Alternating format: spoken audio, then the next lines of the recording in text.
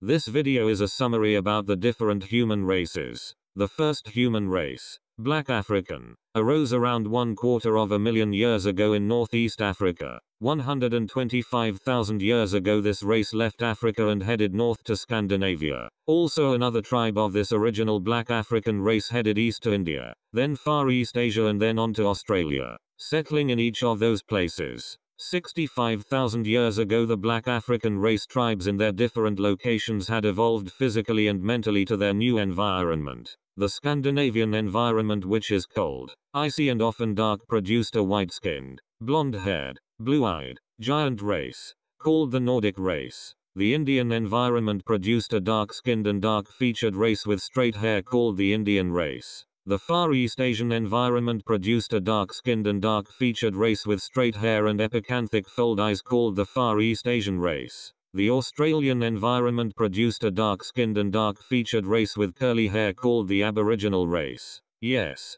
65,000 years ago there were 5 distinct and separate human races on Earth: Nordic, Indian, Far East Asian, Aboriginal and Black African. Approximately 45,000 years ago the Nordic race descended into Europe as the Ice Age got more extreme. They then moved into Asia. In Asia this blonde-haired, blue-eyed, white-skinned race mixed with the Indian race which produced Arabic peoples, and they also mixed with the Far East Asian race which produced Chinese peoples. This new Arabic people migrated back west into North Africa and from there upwards into Spain, Italy and Greece. They mixed with the Nordic race that was in Spain, Italy and Greece. This formed the basis of the original Spanish, Italian and Greek peoples. This is why in Europe more people in the south have darker features like brown hair and eyes, because they are more Indian racially. Yes, European are mixed race, mostly Nordic race but also part Indian and Far East Asian race, which gives men a darker features.